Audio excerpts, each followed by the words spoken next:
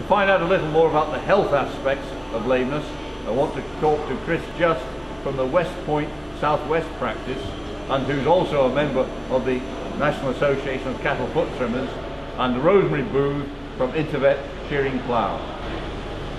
Now, we've heard this morning that it costs around £172, I think the figure was, to the average cost for a case of lameness. And yet you say you can get a 95% cure rate if you treat these cattle. So there's quite a big area of difference there, isn't there? Well, I was talking about, a fairly simple calculation. If we say that around about 25% of dairy cows go lame at some point during the lactation, and only about 1.5% of the dairy herd is culled annually, which is too much, but we're achieving a cure rate for the other 23.5%. So we're pretty good at getting on top of a lameness once we've identified it, but it's more important perhaps to prevention. Prevention is always better than cure.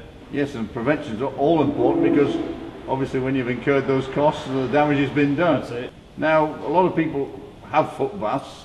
Do you advocate them, and how should they manage them? I do. I mean, digital dermatitis is the biggest cause of lameness in the UK dairy herd. About 40% of cows will suffer a case in their lactation at some stage. So foot bathing is an important tool to control that, and appropriate foot bathing. A number of farmers will almost control digital dermatitis to the degree they don't have it. So some fairly simple rules of thumb we've been using today. I advocate formalin at 5% strength. It's good for both cure and prevention.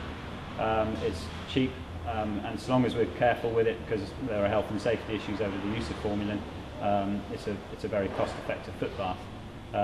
We talk about a litre per cow per time she walks through. So for 100 cows, we would use a 200-litre foot bath, 5% solution. You'd only need 10 litres of formalin, about 70p a litre purchase cost, so £7 per foot bath. It's a very cost-effective way of reducing digital dermatitis. So foot baths could pay handsome dividends if you get them installed. Absolutely. But the other element I think you referred to this morning was mobility scoring as well. Just tell me a bit about that, if you would. Well, mobility scoring is extremely useful. The Dairy Co scheme is now the industry standard, and we can use that both to score the whole herd and see whether we're improving on a problem, but it's also been shown to be very useful in terms of identifying cows for individual preventative treatments.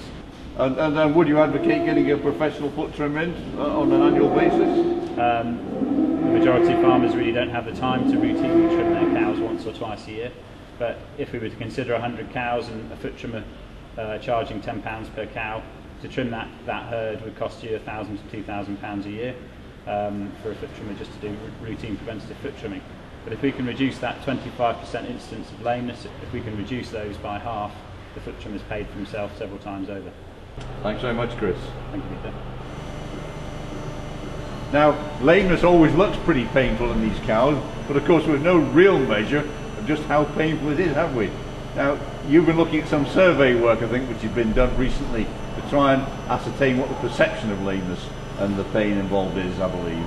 Yes, that's right. Obviously we can't ask a cow how she feels when she's lame, but it's quite apparent there is some pain involved. So some survey work was done a few years ago asking both farmers and vets about their perception of how painful certain conditions were.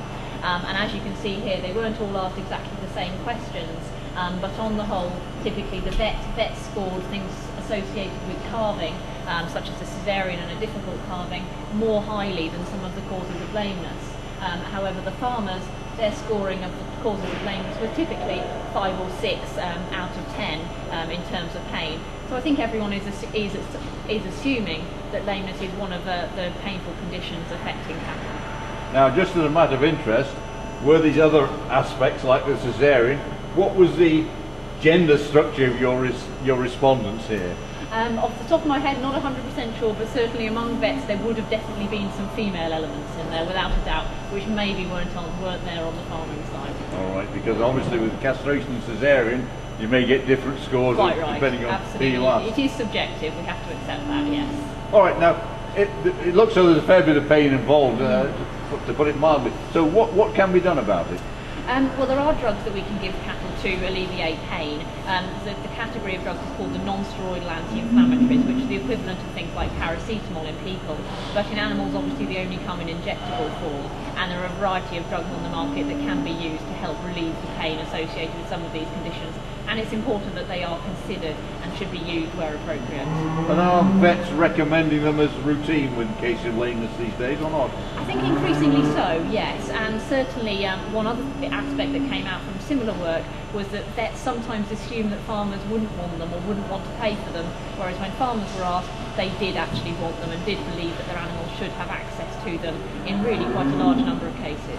And have we any evidence that it would speed recovery up using these drugs? Most definitely. All of these drugs, the principle on which they are used is that animals will feel better sooner, and if they're feeling better sooner, they'll get up on their feet and they'll go to the feed face, feed more rapidly, and therefore their milk production will start to return, as well as the obvious welfare benefits of feeling better quicker.